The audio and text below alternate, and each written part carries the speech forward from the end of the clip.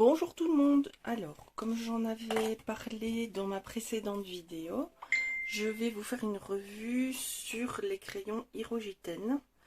Et comme une bonne petite étudiante, je viens de me renseigner sur internet.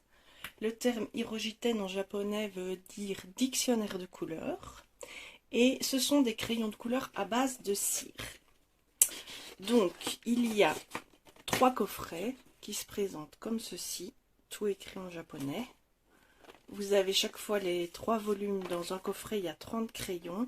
Et vous avez ici un nuancier avec le nom écrit en anglais et en japonais. Ici j'ai les volumes 7, 8 et 9. Donc vous avez un deuxième volet ici. Et le troisième volet ici, ça vous donne une petite idée des couleurs qui se trouvent à l'intérieur. Voilà. Donc moi ce que je vais faire c'est... Ah oui, j'ai aussi, je vous l'ai dit peut-être, je sais pas. C'est des crayons à base de cire et pas à base d'huile. Donc la texture doit être assez crémeuse. Je vais voir ça sur mon nuancier que je vais faire. Je fais mes nuanciers sur des feuilles à 6, je dirais, un demi à 5. C'est du Bristol. Je trace mes ronds à la latte, vous verrez ça. Et je fais mon nuancier. Donc d'abord je vais trier les crayons à ma sauce pour faire mon nuancier à moi. Et ensuite je vais le faire. Je le fais toujours dans ce format-là pour qu'il soit avec la trousse dans laquelle sont les crayons. Donc je vais vous épargner la préparation des crayons et des ronds. Et je vous reprends une fois que le nuancier est terminé.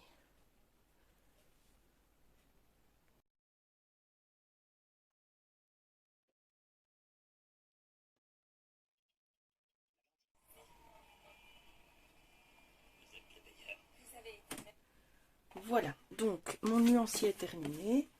J'ai fait comme ceci. Donc j'utilise une latte qui comporte toutes sortes de ronds, vous voyez, celle-ci. Et je fais mon nuancier un peu à l'arrache, s'il n'y a pas d'écart, il n'y a pas de traçage. Et je le fais toujours en A6, comme ça il rentre dans ma trousse, je l'ai toujours avec les crayons. Je ne les plastifie pas, j'ai pas de nuancier général, je fais pas de nuancier pour toutes les marques. Je le ferai peut-être un jour, mais c'est pas la chose qui me fait le plus plaisir de faire des nuanciers. Voilà, les crayons, je vous les mets ici. Je les ai donc sortis des coffrets et arrangés un peu à ma sauce. C'est pas parfait, hein, parce que je suis pas une professionnelle déjà. Donc ici, on a du jaune au turquoise. Et ici, j'aurais pas voulu les mettre dans le champ de la caméra, je pense. On a les verts. Je suis toujours effarée, et c'est vraiment le mot juste, effarée de voir dans les crayons de couleur et les marqueurs le nombre, quand on achète beaucoup des boîtes de plus de 50 ou de 100, le nombre de verts et de roses qu'il y a dans les gammes.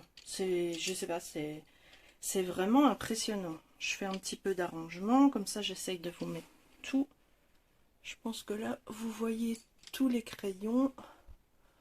Voilà, donc, surprenant. Vous avez la gamme de verts, quoi. Ça va d'un vert hyper pastel ici, jusqu'à un vert sombre sapin, en passant par des kakis. Enfin, la gamme de verts ici est vraiment intéressante. On a un coffret fluo, donc forcément, il y a des fluos dedans. Et ici en dessous, donc maintenant, vous ne les voyez plus, un petit peu compliqué. Voilà, comme ça. Hop, il y a des turquoises qui sont aussi assez variées. Les bleus, j'ai beaucoup d'espoir pour ces deux-là. C'est des couleurs que j'aime assez. Les mauves, ces deux-là ont l'air vraiment beaux, enfin les 3 ici. Les roses, les jaunes. Alors ce qui est surprenant par contre, c'est qu'il n'y a qu'un rouge. Dans les 90 crayons, un seul vrai rouge, celui-ci. Un seul. Les oranges, il y a 2 oranges fluo. Et puis ceux-là que j'ai décidé de mettre avec les oranges. C'est plutôt un ocre, mais voilà, ils sont rangés là. Les jaunes, très très pâles, hein. J'ai essayé sur un crayon sur le côté, on les voit presque pas, mais ça peut aider pour faire des dégradés. Et maintenant que j'ai fait ça, je vais attaquer mon nuancier et puis les ranger au fur et à mesure dans ma trousse. Alors, je vais quand même vous prendre un peu pour que vous ayez à chaud mes impressions en utilisant le crayon. Donc je les ai utilisés vite fait dans mon petit cahier ici. Je ne retrouverai pas la page comme ça, évidemment. C'est mon petit carnet de tests, ça. Je fais toujours des tests sur le côté quand je dois faire des colorisations où j'essaye Je suis désolée, parfois je bute sur les mots. Je veux faire des dégradés, voilà. Donc, je commence avec le plus clair de toute la série, c'est ce jaune ici, appelé CYRVP04, le Eggshell. Hop.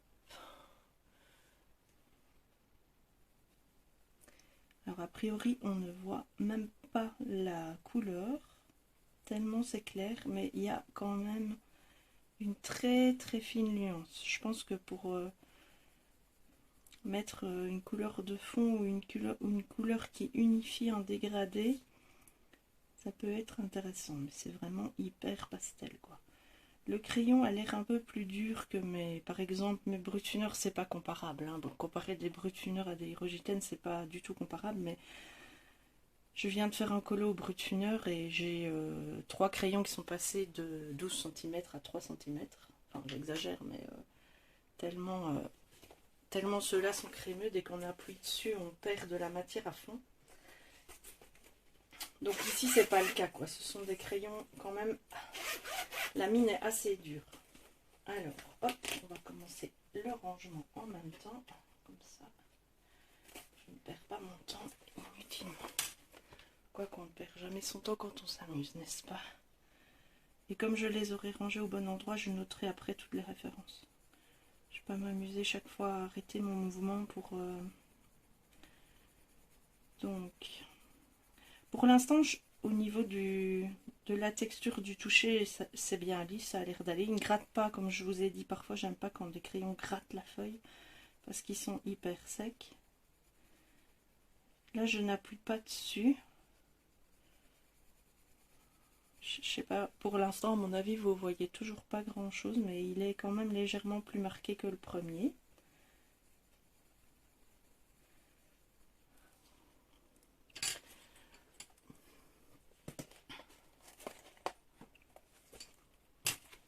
Ouais, je vais souvent passer mon bras en dessous de la caméra, je suis désolée.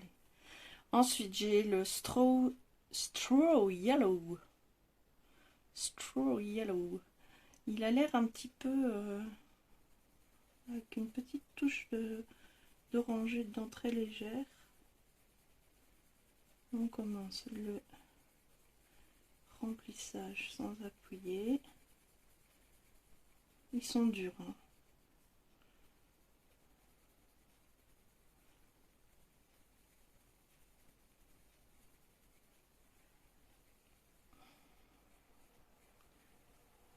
C'est quand même assez similaire à la couleur précédente. Maintenant, je suis à la lumière artificielle, hein, donc ça ne rend pas du tout honneur au dégradé. Donc vous voyez... Oh non, vous voyez pas du tout. Oh, voilà. Les 3 premières couleurs très très douces. Hop.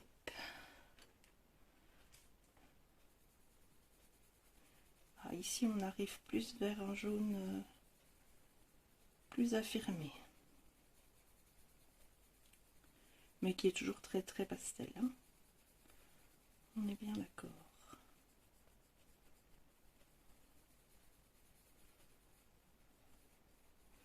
Les crayons, je les trouve fins entre les doigts.